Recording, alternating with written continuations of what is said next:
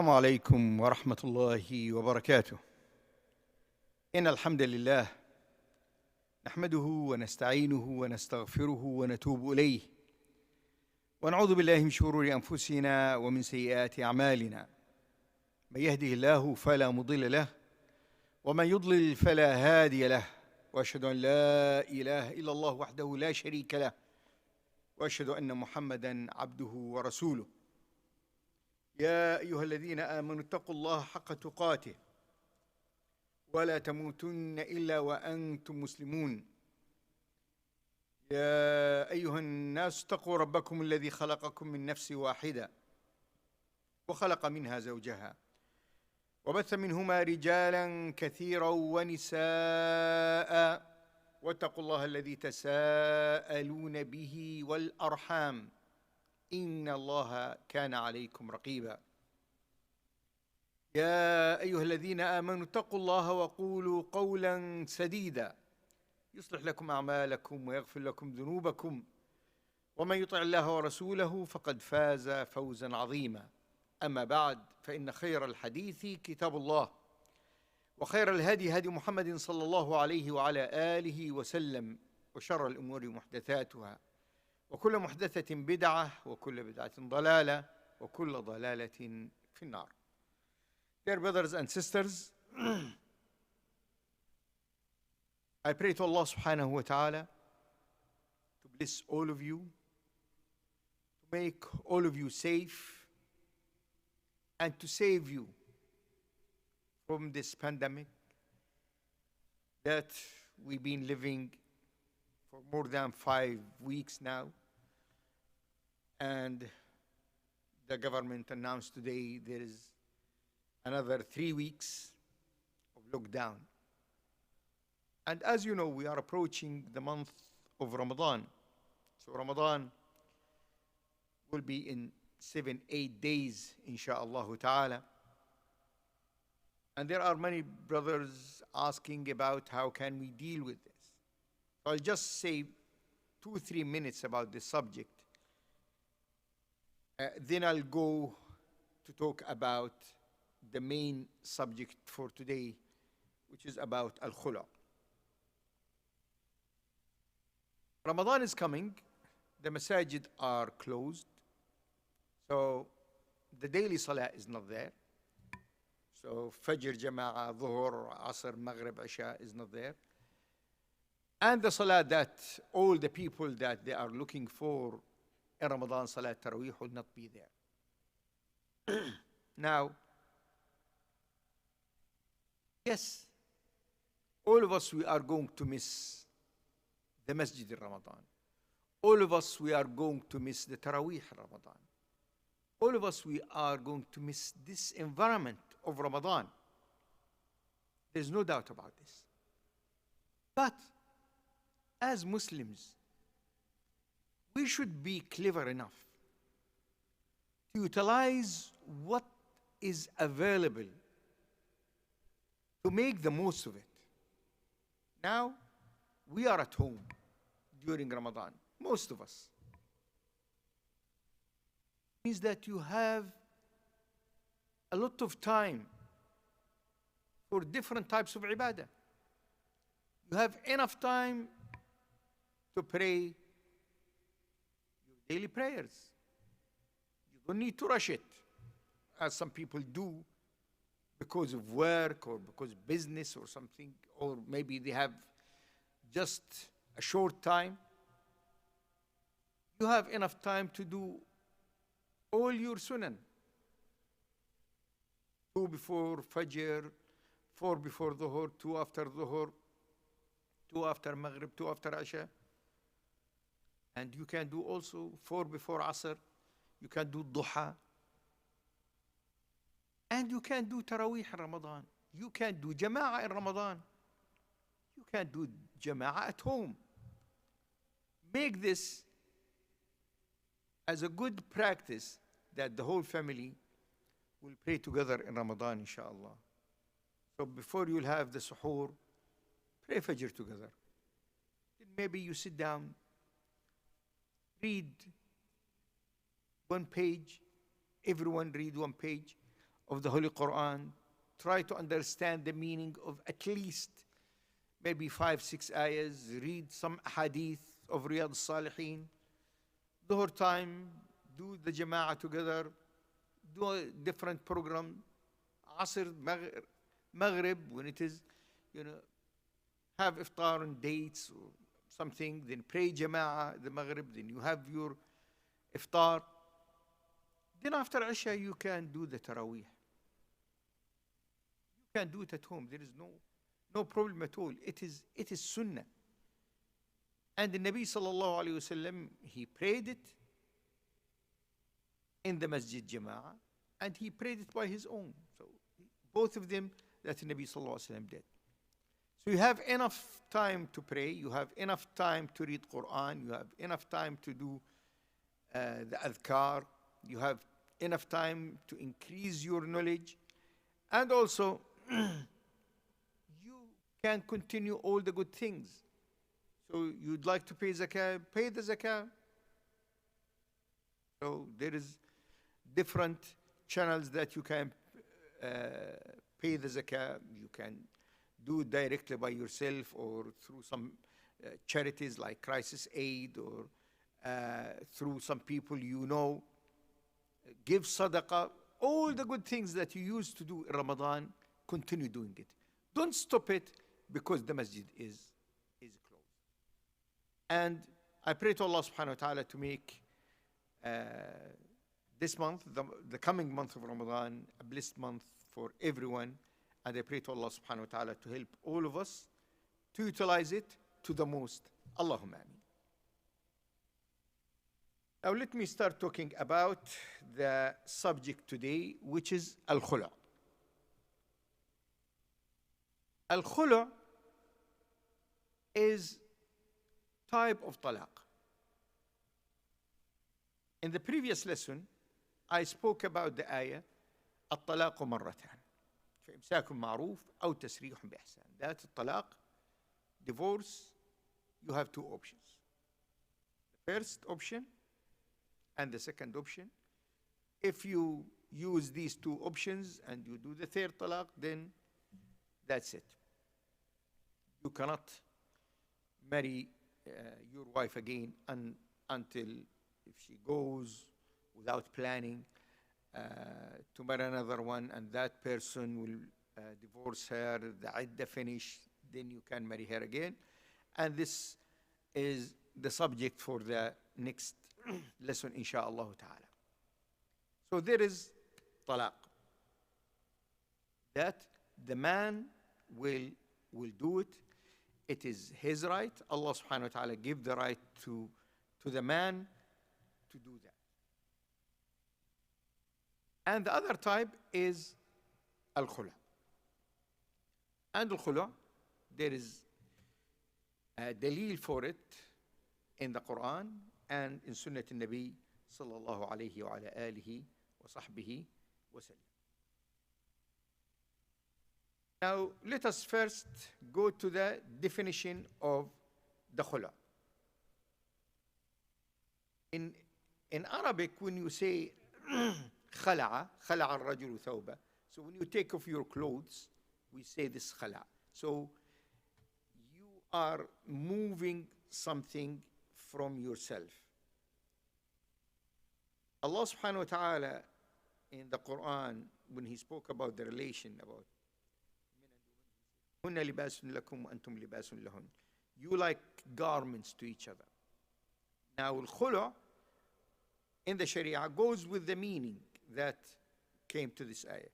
So you are like garments to each other, but in certain circumstances you can take off this garment, and this you are not together anymore. Now the fuqaha, when they came to the definition of this khulu', every school of thought gave a different definition.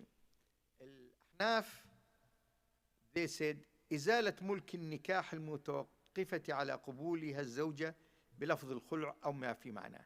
That you move the relation or this contract which is the nikah, by the approval of, or by the request of the wife, when she asked for the khula. In al-Malikiyya, they said الطلاق بعوض أو بلفظه. So it is type of divorce, but with money. So you pay money or something else that you already paid. الشافعية, they said هو فرقة بعوض مقصود بلفظ طلاق أو خلع راجع لجهة الزوج. So it is a separation with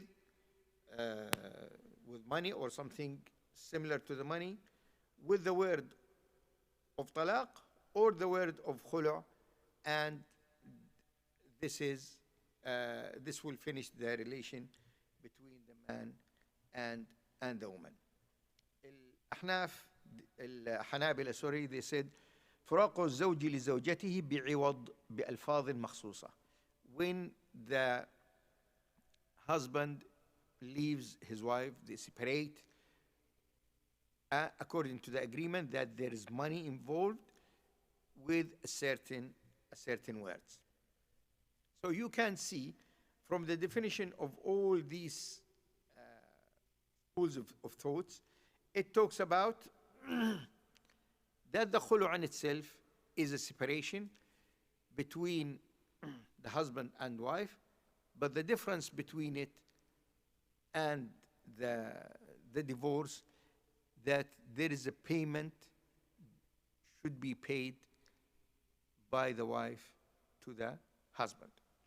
Now, where we'll find the dalil, the proof that al-khulu' is permissible? The first proof in ayah 229 of Surah Al-Baqarah. الطلاق مرتان فإمساك بمعروف أو تسريح بإحسان ولا يحل لكم أن تأخذوا مما آتيتموهن شيئا إلا أن يخافا ألا يقيما حدود الله فإن خفتم ألا يقيما حدود الله فلا جناح عليهما فيما افتدت به تلك حدود الله فلا تعتدوها ومن يتعد حدود الله فأولئك هم الظالمون. Divorce is twice. Then after that, either you keep your wife or you leave her with kindness. And it is not allowed for you as husband to take from them, from the wives, anything you paid, unless you fear that you are not going to establish the boundaries of Allah subhanahu wa ta'ala. If you are afraid that you are not able to establish the boundaries of Allah subhanahu wa ta'ala, then there is no harm in them if the woman, she is paying a ransom. If she's going to pay something to the husband, so he will finish this relation. And these are the boundaries of Allah subhanahu wa ta'ala, so don't cross it. And the one who cross the boundaries of Allah subhanahu wa ta'ala, then they are the wrongdoers. So where is the dalil here? The dalil, this part. فَلَا جُنَاحَ عَلَيْهِمَا فِي مَفْتَدَتْ بِهِ.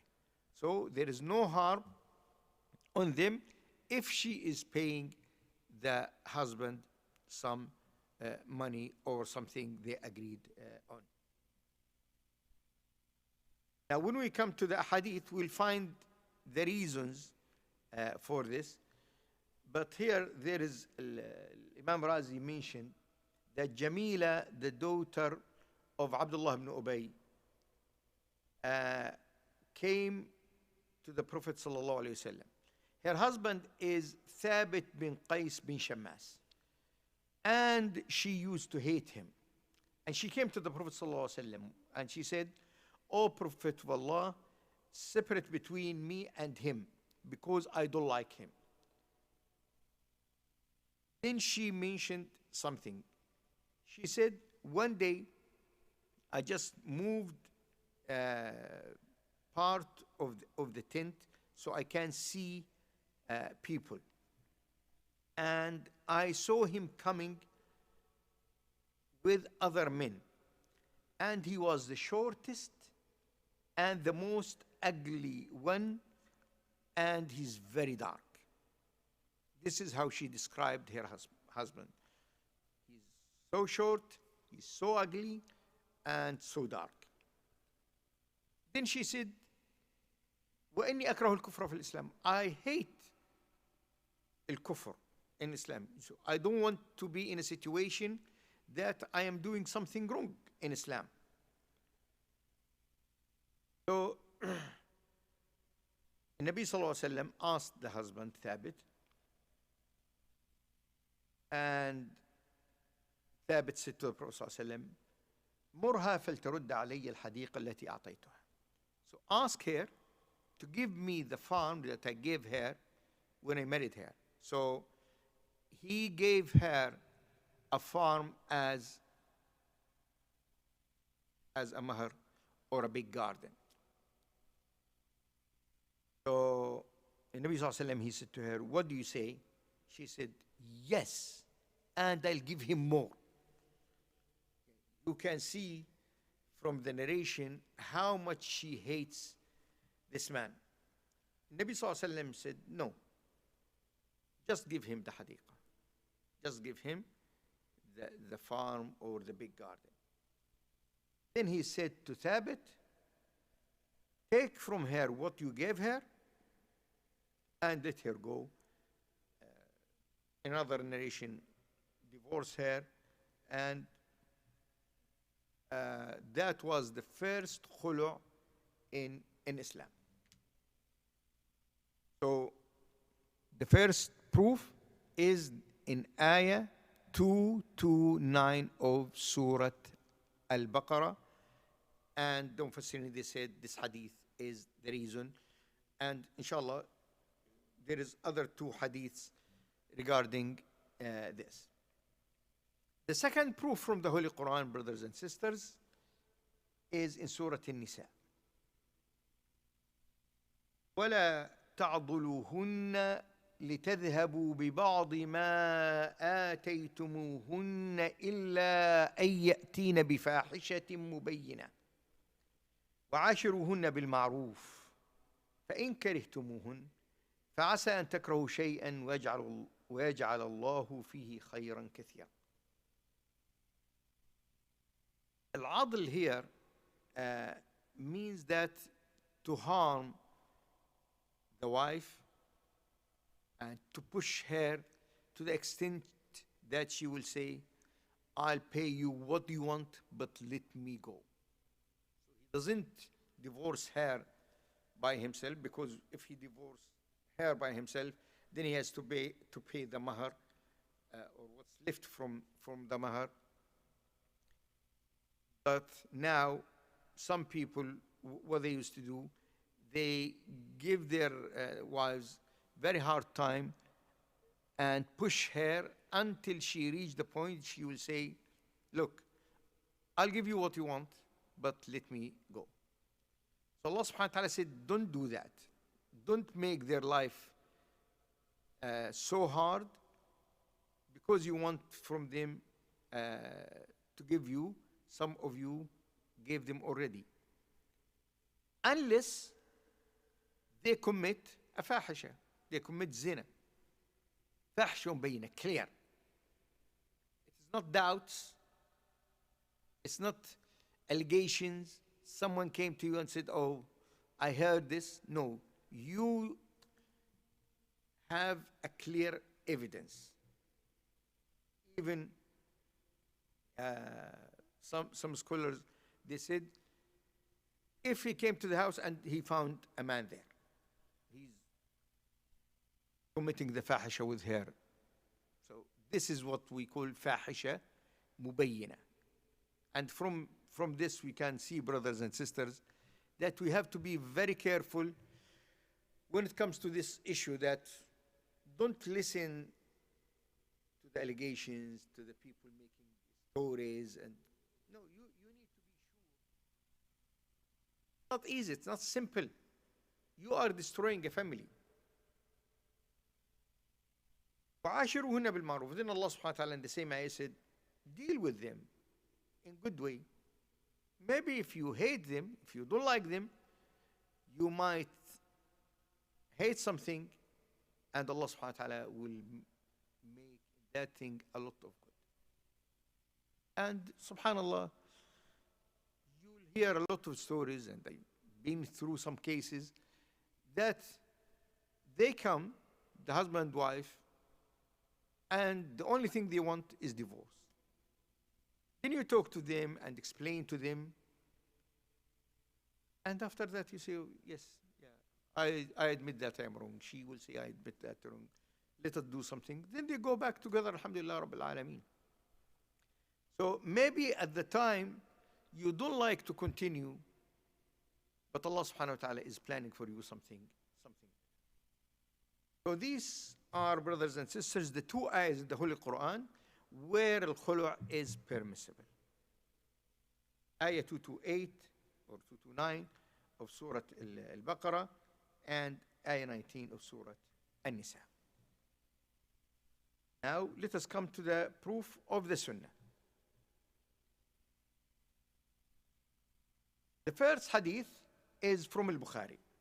عن عكرمة عن ابن عباس رضي الله عنهما قال أتت امرأة ثابت بن قيس النبي صلى الله عليه وسلم فقالت يا رسول الله ثابت بن قيس ما أعتب عليه في خلق ولا دين ولكني أكره الكفر في الإسلام. So Ibn Abbas رضي الله عنه narrated that the wife of Thabit bin Qais came to the Prophet ﷺ and she said, O Prophet of Allah, Thabit bin Qais, I cannot say that he has anything of his character or of his deen. MashaAllah, he's a good character and he has good deen. But I hate kufr in Islam, that she doesn't want to be in a situation that, which is, they call it kufr al-ashir. If I stay with him, I might disobey him, I give him hard time. I don't want to be in that situation. أكره الكفر في الإسلام. فقال صلى الله عليه وسلم أتردين عليه حديقته. So Nabi صلى الله عليه وسلم said to her, are you ready to give him his garden back? Or small farm? قالت نعم. She said yes. قال رسول الله صلى الله عليه وسلم اقبل حديقة وطلقها تطليقا. Accept the حديقة, the garden or the small farm, and give her one طلاق. So this is one hadith. What we'll find in this hadith, that the woman, she came to the Prophet sallallahu alaihi wasallam and she said that this man has no problem with his character, no problem with his deen, but she doesn't like him. That if they reach this point, she can ask for khula. The second hadith, جميلة بنت أبي سلول كانت عند ثابت بن قيس فنشزت عليه. So Jamila, so the same person, but here the name, and she's the daughter of Abdullah ibn Ubay ibn Abi Salul. She was the wife of Thabit ibn Qais. فنشزت عليه. So she started to disobey him and, giving each other a hard time. So Nabi sallallahu alayhi wasallam sent, asked her to come. And he said, Ya Jamila, ما كرهت من ثابت.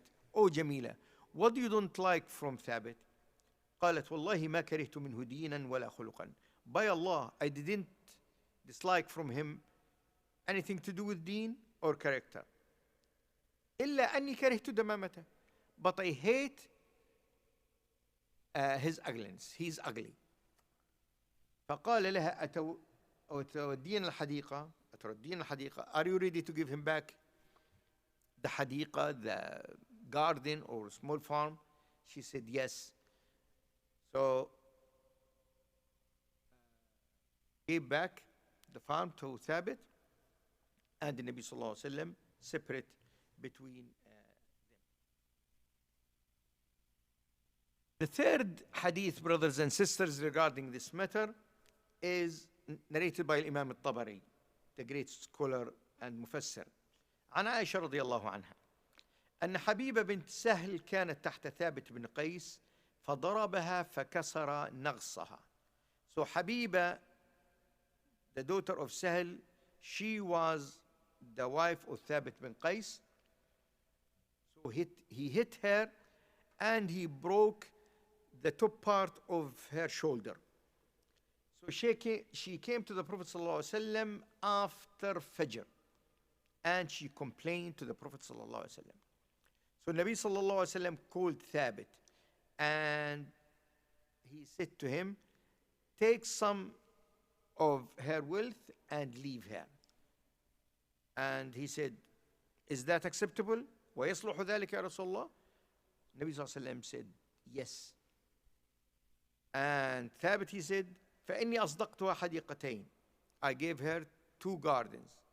وهما بيدها, and she owns them. فقال النبي صلى الله عليه وسلم خذهما وفارقها. Say, take them and leave her alone. So this is what he did. So these are 3 hadiths, and the 4th hadith is the one I mentioned earlier when I spoke about the ayah, that the same lady, she mentioned that one day when he was coming with a group of men, she looked and he was the shortest and the most ugly one, and he's so dark. And then he said to the Prophet ﷺ, I gave her the best of what I have, that farm, and if she gives me the farm again, then I will leave her alone. So Nabi Sallallahu Alaihi Wasallam, he said to her, what do you say? She said, yes. And even if he likes more, I will give him more. So Nabi Sallallahu Alaihi Wasallam separate between them. So we have now here, brothers and sisters, we have 2 ayahs as a proof, and we have 4 hadiths talking about this. Now, in these narrations, we'll find the woman is the daughter of Abdullah ibn Abi Salul, and the husband is Thabit bin Shammas. Now, we have the proof of the Quran, we have the proof of the Sunnah. Now, we have al-ijma', the consensus, that all the fuqaha, they said that al-khulu' is mashru', is permissible, and only one called Bakr ibn Abdullah al-Muzni, he said no, and his opinion is not valid on this. So some scholars like Ibn Qudama said هو قول عمر وعثمان ولم نجد لهم في عصرهم مخالفا فيكون إجماعا. This is what Umar said رضي الله عنه, Uthman رضي الله عنه, and no one from the Sahaba said something else, and this considered إجماع. Ibn Hajar al-Asqalani, he said أجمع العلماء على مشروعيته إلا بكر بن عبد الله المزني التابعي المشهور. All the scholars, they said that this is permissible except Bakr ibn Abdullah al-Muzni. So we have now Quran and Sunnah and al-Ijma'. So al-Khulu' is mashru', al-Khulu' is permissible. Now, what is the hikmah? What's the wisdom of that? Now, as we know, brothers and sisters, that the talaq is in the hand of the man. So, and he can do it for the first time, the second time, then if he do it for the third time, the relation is finished. But there are situations that the woman, she feels that she cannot continue with this man for different reasons that we'll come to it, inshallah. Well, Islam didn't make it that only the man can finish this life or this relation. Yes, the man has the right for the talaq, but in certain circumstances, if this man either talaq or the khula. So here we see that Islam is a practical religion, and Allah subhanahu wa ta'ala knows that there are certain situations that the woman cannot take it anymore, so she has to come out of that, and she can buy her freedom by paying the mahr to the man. Now, is the khulu' something recommended, desired? The majority of the scholars, brothers and sisters, and part of them, the four imams, that al-asl in the matter, that al-asl, the main principle in the khulu', that it is makruh. As the talaq in itself is makruh. Allah subhanahu wa ta'ala doesn't like destroying the family. Allah subhanahu wa ta'ala doesn't like to find these children between husband and wife. When you hear the stories, how the children will be affected by that, you'll feel so sad. But subhanallah, this is what's happening. So it is makruh. But sometimes the only solution. So al-khulu' sometimes is wajib, sometimes it is mubah, makruh, it is forbidden, and it's recommended. So for the wife, it will be haram on her if she asked for that without a reason. So there is no reason, no halal reason, and she asked for the khulu'. Just she likes this. Or, in some cases, if this wife started a relation with another man, and this is a disaster these days with this social media, and this is something I need to address and talk about it, because it is one of the diseases in the societies these days. Social media, with all the types, makes the people thinking about, as they say, it's green on the other side. Maybe sometimes there is some dispute between her and her husband, just a little dispute, or she doesn't like something. Then she found on the internet a person who's contacting her and trying to seduce her and say this, that, and that. And she found, oh yeah, why shall I continue with this man? Let me just ask for khulu'. There isn't any valid reason. So when there is no valid reason, and actually there is haram reason, because she is established a relation with another man, now this is haram. And the Nabi sallallahu alaihi wasallam said, كل امرأة سألت زوجها الطلاق من غير ما سبب فحرام عليها رائحة الجنة. Every woman asks her husband for divorce without a reason, then the smell, the fragrance of Jannah will be haram on her. And it can be mubah if mubah means permissible. If she doesn't like the husband and she was scared that she will not do her duties towards him, cannot be a proper wife. Because, as you know, brothers and sisters, the life in itself needs mutual love. Yani, man loves his wife, the wife loves her husband. Now, if the love is not there at all, and the man, he has his needs. The woman, she has her needs. Physical, emotional, all these things. And she finds herself, she cannot give him what he needs. Then it is mubah, because the ayah is saying, إِلَّا أَن يَخَافَ أَلَّا يُقِيمَ حُدُودَ اللَّهِ.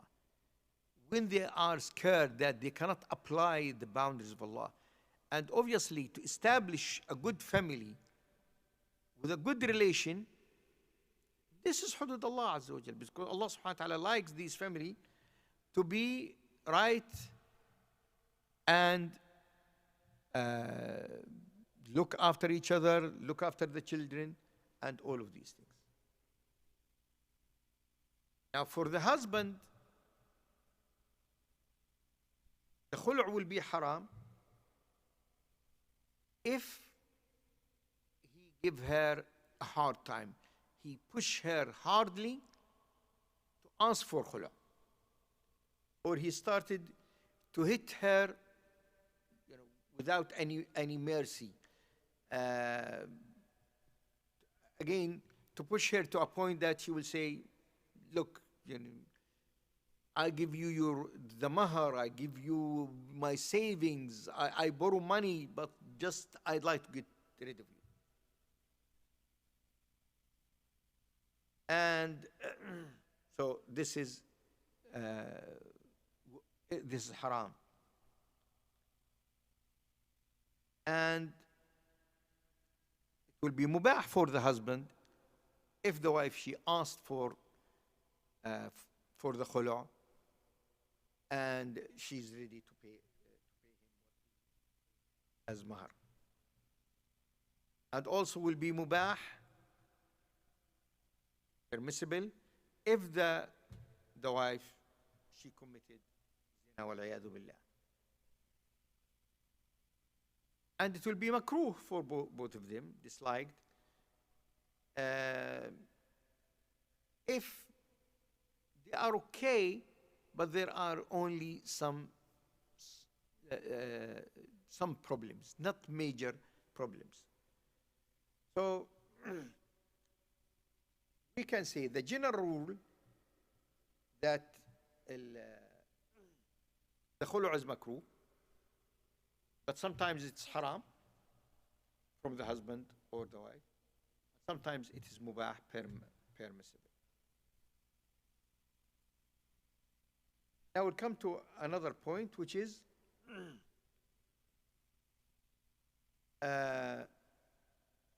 when the wife can ask for the khulu'.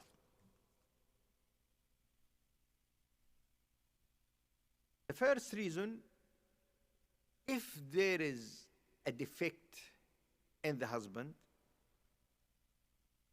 physically, emotionally, the way that he's treating her, which makes her doesn't like him.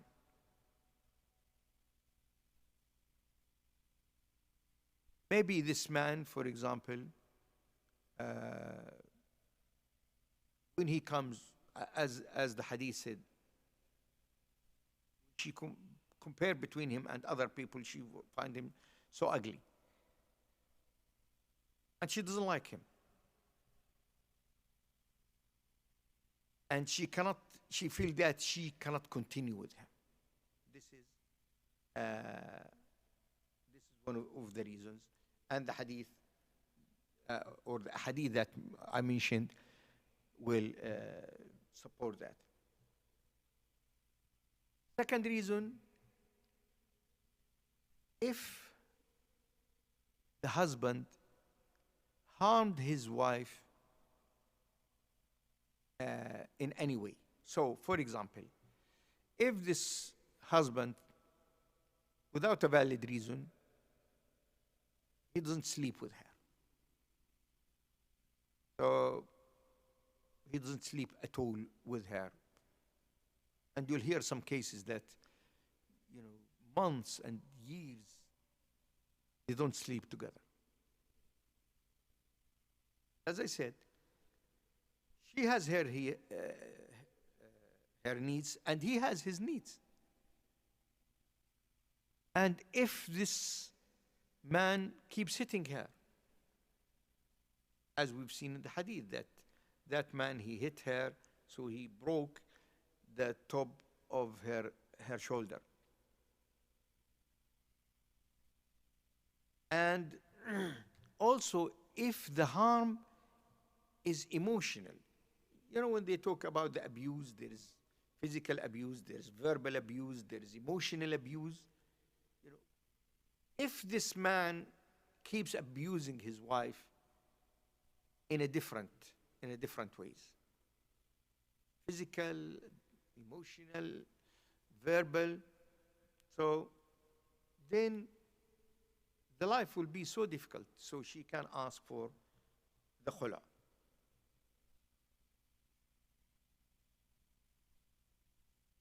Another reason for the khulu, brothers and sisters, if she finds herself that she might be in a situation that she cannot carry out the duties towards her husband, and she found herself she cannot obey him, she cannot listen to him, she cannot do what he wants. So her duties as a wife, she cannot do it for any reason, and it must be a valid reason. Then she can ask for the khula, as we've seen in the hadith. Another reason, the scholars, they said that the marriage in itself is an important relation, and there is expectations of good, and there is expectations that the husband will not do these things and the wife will not do these things.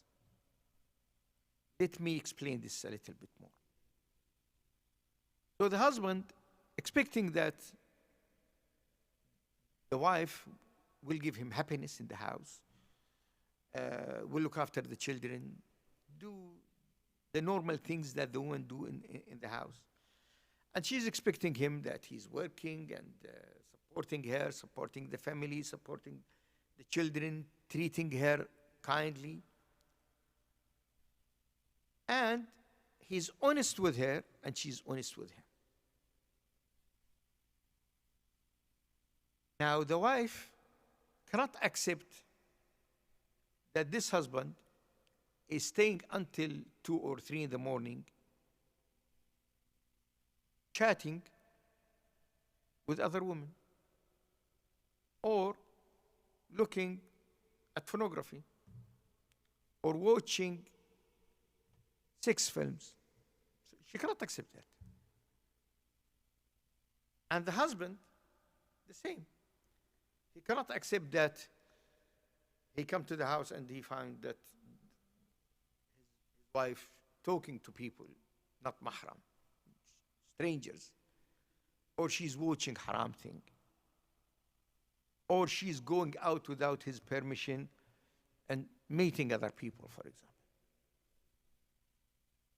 So, if the wife seen the husband in a situation that if the husband seen her doing the same thing, he will divorce her, then she can ask for the khula.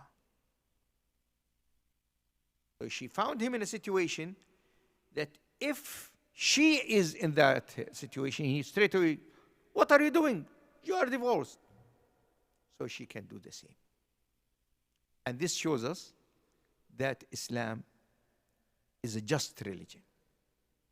It is not that let the man do what he likes, but the woman, if she done just a little thing, oh, you are divorced, you are finished.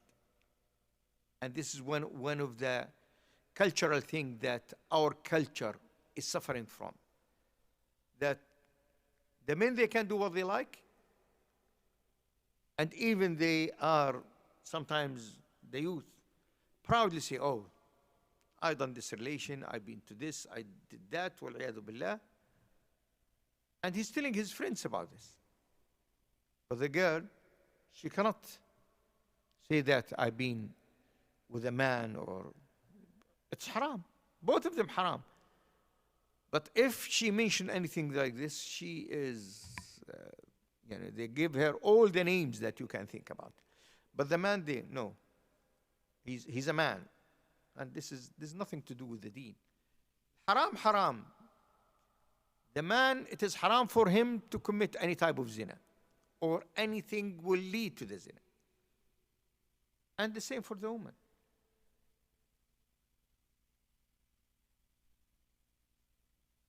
Now, so this is for the wife. That if there is problem with the husband, if he something wrong to her, if she finds herself that she cannot carry her duties, if he's in a situation that if she is in that situation, will ask the talaq, all these reasons for asking for khula. Now, the husband also can ask for khula, not the talaq. One of the reasons, when there is continuous argument from the woman, all the time she's nagging, giving him hard time. He visits his parents, all the time she disobeyed him. She doesn't listen to him at all. And she will say to him, look, I will not listen to anything you say. And I will, when it comes to sleeping, sleep by yourself, I sleep by myself. Don't come to me, don't touch me. And if he say, wallahi, you must do this, she will say, I don't care. So if this is the type of the situation, the type of relation, then the husband can ask for the khula. And you can see, brothers and sisters, here that the wife can ask for khula for the reasons that I mentioned, and the husband can ask for khula because he might find that it is not fair on him to give her talaq and give her money also. She's the troublemaker. She's causing him hard time. Then he can ask her, look, give me what I paid, and you can go.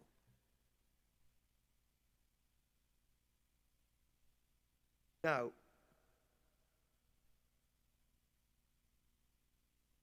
there's a problem. There's problems. The reasons that I mentioned are there. They reach the point that she asked for khula. What is the position of the man now? The majority of the scholars, they said, it is not wajib, it is not obligatory on the husband to accept. And Imam al-Tabari said, غير أني أختار للرجل استحبابا لا تحتيما. So I choose for the man that it is recommended, but it is not a must if she asks for the khula. Even Imam bin Hajar al-Asqalani, when he came to hadith in Nabi sallallahu alaihi wasallam, he said, Thabit, accept the farm or the garden. It is just recommended to him. He didn't order him. But Imam Ibn Taymiyyah and Imam Shawkani, they are with the opinion that if the wife asks for the khula and she's ready to pay what he paid, then he must accept it. And the reason for that, they said, Nabi sallallahu alayhi wasallam, when he asked Thabit bin Qais to divorce his wife, the khula, he straight away he accepted that, and then Nabi sallallahu alayhi wasallam announced. They are saying this means that al-amr here lil wujub, that Nabi sallallahu alayhi wasallam, command of the Prophet ﷺ was obligatory. So it is not something that he thought, shall I accept or not accept? He understood from Hadith Nabi ﷺ that this is a must. And the scholars, they said, Al-amr lil-wujub ma lam yakun hunaka sarifun yasrifu an haqiqati. So any command from the Prophet from Allah or the Prophet ﷺ, it is for the wujub, it is obligatory, unless there is another thing which makes you think something. And when you think about it, brothers and sisters, if the khulu' is not wajib on the husband to accept, then there's no point. What's the point if a woman, she will say, okay, I'll give you money, and I'd like to finish this. We cannot continue. This is the money you want. And then he say, I need to think about this. So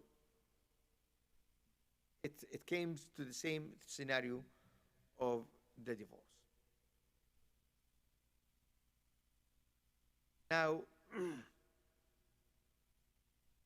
the next point I'd like to mention is what they call khul' al-ajnabi. Is it permissible for someone to say to the husband, look, you are giving this lady a hard time. I'll give you some money and just leave her. So, for example, this can be the imam, can be the qadi, can be the father or the uncle, and he found that this relation is just only causing problems after problems and after problems, and they cannot reach an agreement. The wife didn't say anything, or maybe she doesn't have the money. Then any person, obviously he will be, has a relation with them, and they will say, okay, I'll give you money and leave her. Now, some scholars, they said this is permissible, some they said it's not permissible, but the Ra'y al-Rajih, the best opinion is that yes, if there is a person who is after the affairs of this woman and he's sure that what he is doing will not harm her rights or harm her, and he found that there is no way that this relation will continue, then he can do that.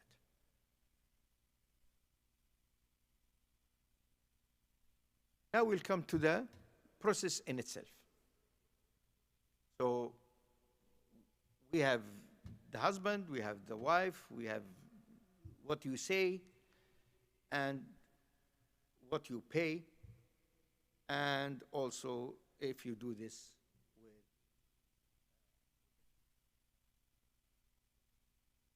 with when the scholars came to these things, they are going to a lot of details. So I don't want the brothers and sisters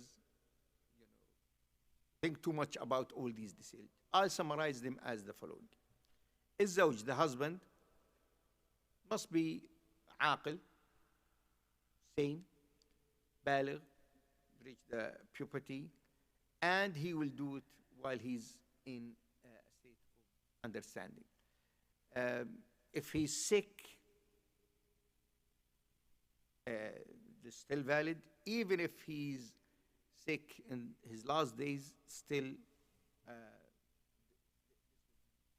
valid also. The only reason that this will be invalid if there is ikrah, if there is he's doing this by force, this will be now for the woman.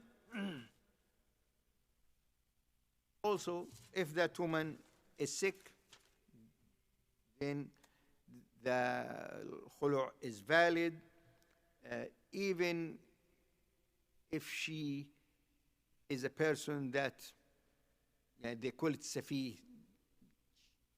She is not controlling the way that she is dealing with the matters. This is still valid, even if she is in her period at the time of asking. Also, this is valid. This is for the wife. Now,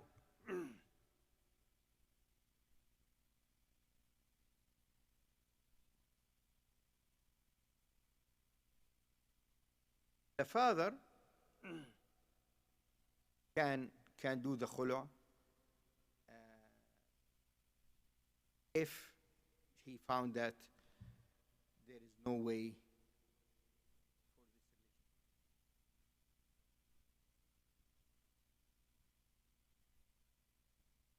for this relation.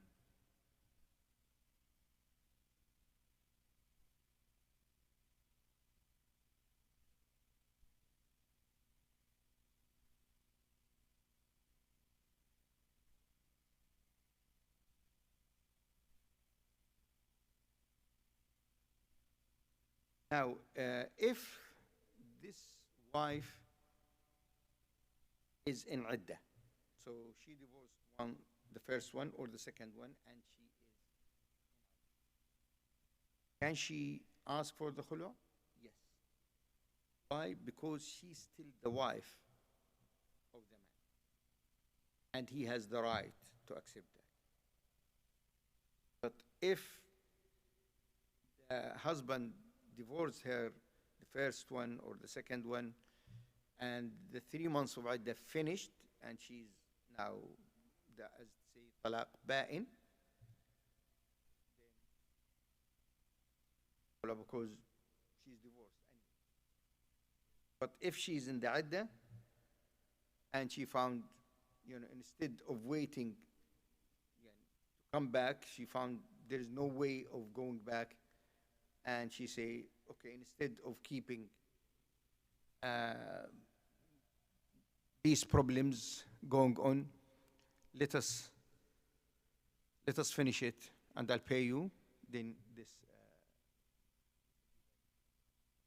Now, one point is khal' al-mukraha or khulu' al-mukraha. Al-mukraha is the one that she's forced to do so, and she can be forced by her parents or by the husband or by anyone else. And the scholars, without any dispute in this, they are saying there is no ikrah, that to force the people to do this invalidate the khulu' in itself. Now, when it comes to the procedure or the words, the fuqaha, they are talking about a lot of things. Anything means the khulu' is valid. So if he say abra'tuki, if he say what other words? So if he say khala'tuki, bara'tuki, bayantuki, faraqtuki, طلقي نفسك على مال. So if he say there is khulu' or you are free from me, I am free from you, we are distance from each other, I leave you, you're not my wife anymore, or divorce yourself and pay me money. Any words means the khulu will be accepted. Obviously, the scholars, they are talking about this in a lot of details, which is for us to understand how this work will not benefit that much. The idea is to understand that you have to say something which means that. And my advice is just to say al-khulu, give me khulu, and that's it. Now, how this works now. Let us go to the hadith. The hadith, what the hadith said. The hadith said, he said to her, are you going to give him his garden? She said yes. So then he said to Thabit, okay, take your garden and divorce her. So the right way is to accept what he paid. Now, and this between them, it can be the full amount, which is the right. It can be half of the amount if he accepts. And it can be more if he's greedy and she find herself that this is the only way to come from this. Now, what we advise to be reasonable. For the husbands, don't ask the wife, you paid mahar, for example, £1,000, and you say to her, oh, look, it was £1,000, now it's worth £10,000 now, I need £10,000.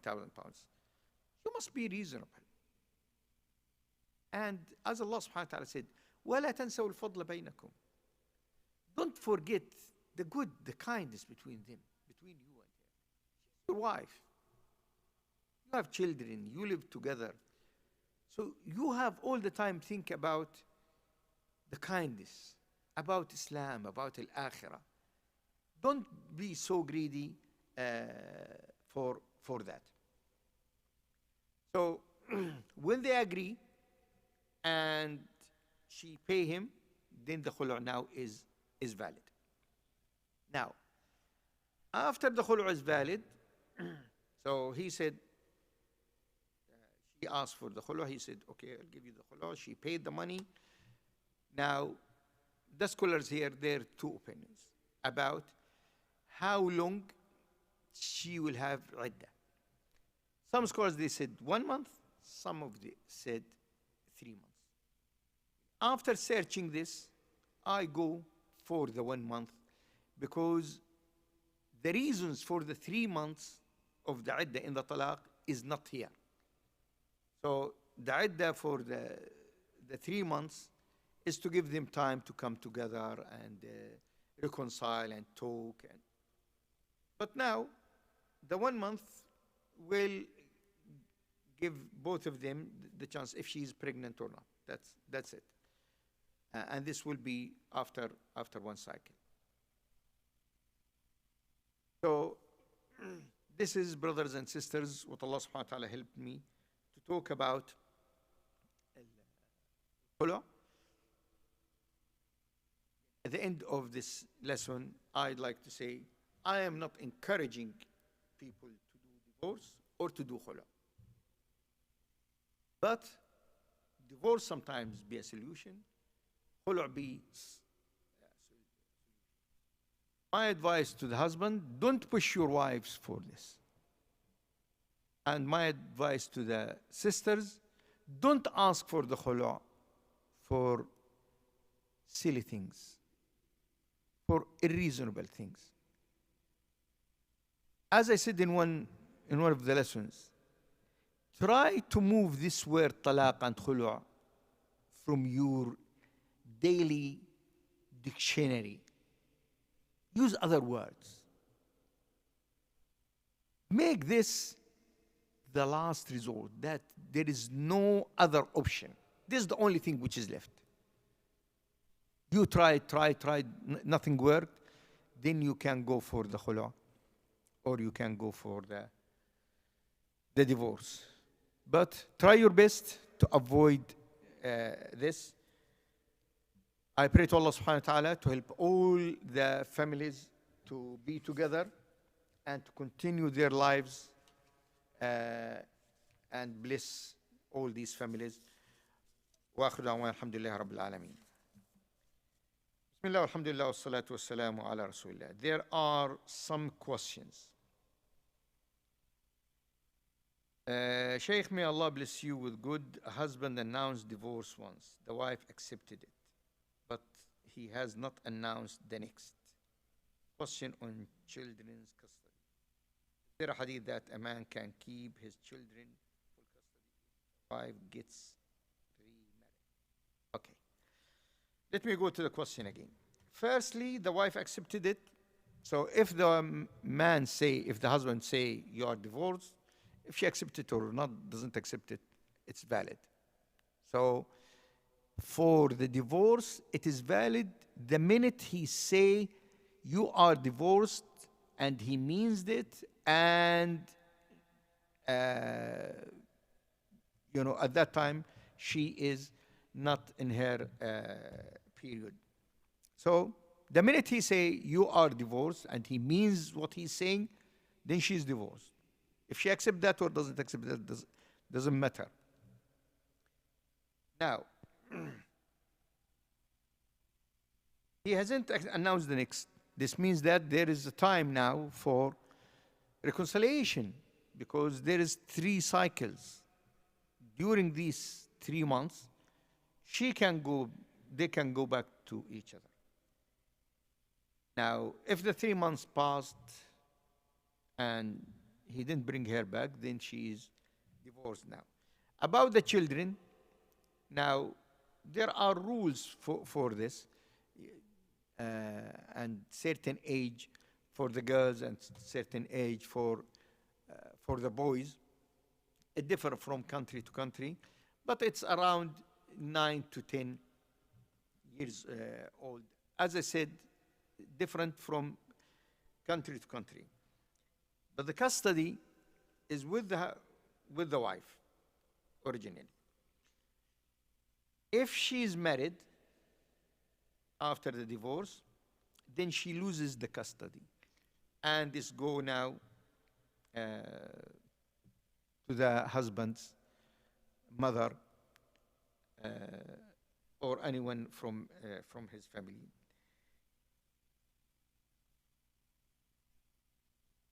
Is there hadith that a man can keep his children for custody?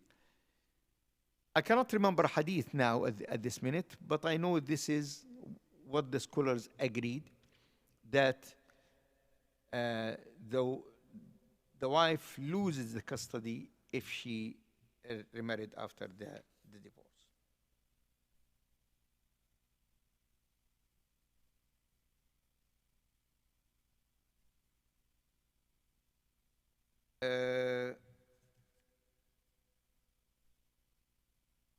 Another question, the husband and wife both do not want reconciliation. Shall they continue to the 3rd month and the divorce will be final?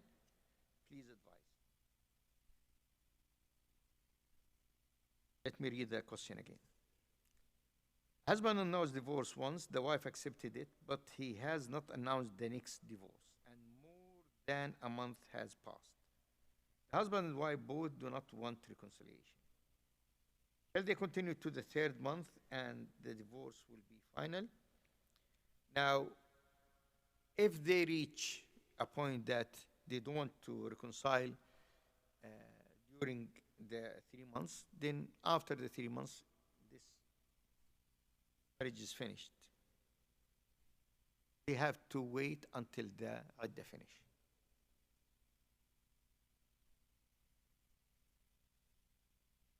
Very early question. Recently in London, they buried many Muslims together in one mass grave.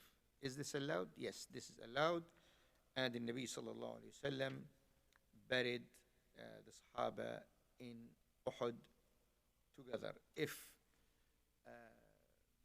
certain circumstances and they cannot bury them separately, then they can bury them in a big. How many kilometers do you have to travel to be considered a traveler? This matter is a matter that there is dispute between the scholars on it. Shaykh al-Islam bin Taymiyyah and Shaykh al-Albani rahmatullah alayhi, with the opinion that when you leave the border of where you live, then you start to be musafir. So someone lives in Luton. When he leaves borders of Luton, he started to become musafir, and he can do qasr. Other scholars, they are saying 80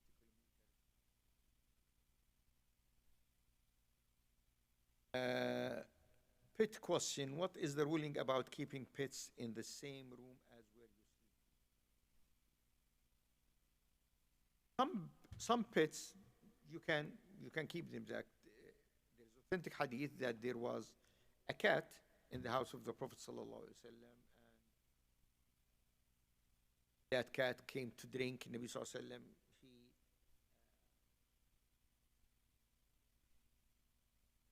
bowl for that cat to drink from it, and he said, "Innahunna min at-tawafin alaykum at-tawafat." They are going around you, so there is no harm in keeping the pet like cats.